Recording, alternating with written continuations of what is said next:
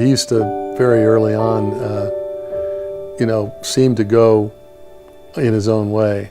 He grew up here in Wichita. He was very early age, a very inquisitive kid, and almost a Dennis the Menace figure, which meant that he always wanted something more and always was pushing to see what limits there were.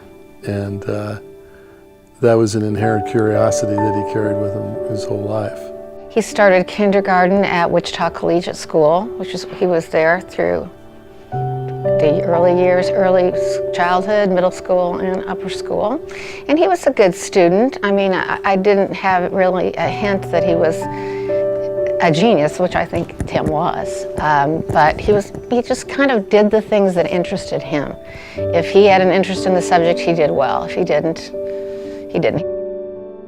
The way I kind of try to process the uniqueness of Tim is to try to break it out in pieces. And the first, which is really easy to do, is the friends and family. Tim was someone who was absolutely passionate about friends and family. He always put them first. I learned from Tim to be an individual, to not just to pave your own path, to not be afraid of exploration.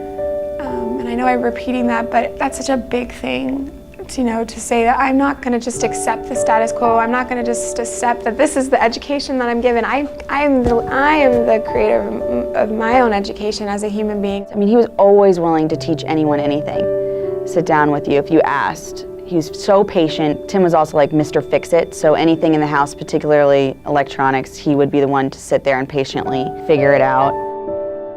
I do miss a lot of things we used to do together. We'd play a lot of Madden, Tiger Woods golf. Yeah, he was pretty good at it. If I had 3 words to describe Timothy, they would be intelligent, curious, and kind. He's curious in the fact that he's always wanting to learn more and figure out why things work, and how they, just from anything like a car, he would probably take it apart and figure out how it ran, kind of thing. He just was always trying to, become more knowledgeable about everything. I would call him a philosopher in a way, because he was a guy who sort of took on the challenge of trying to get to truth, and that sounds very broad, almost philosophical. He was a very broad thinker, in other words, across a lot of disciplines, and capable of very deep thinking, yeah.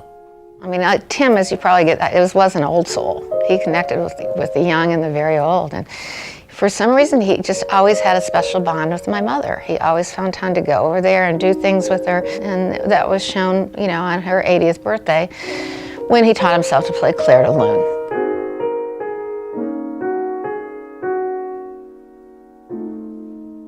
Tim would always make you feel, not intentionally, but you'd always be like, oh my God, get off your phone, get off social media, and just go into a room and read some really amazing book for an hour. It's not that hard to read philosophy for an hour, or expand your mind, or just, try a little bit harder to use the muscle that your brain is.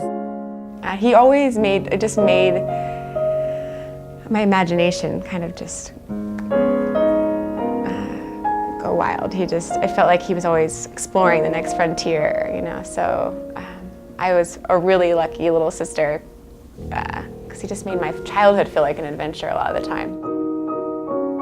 His life, he was always constantly reflecting on life. He was Reflections on the Art of Living. Tim was a reflector on life, and someone who, in subtle ways, he would never push it on people, would always reflect on life. He just wanted to explore and continue to evolve as a person.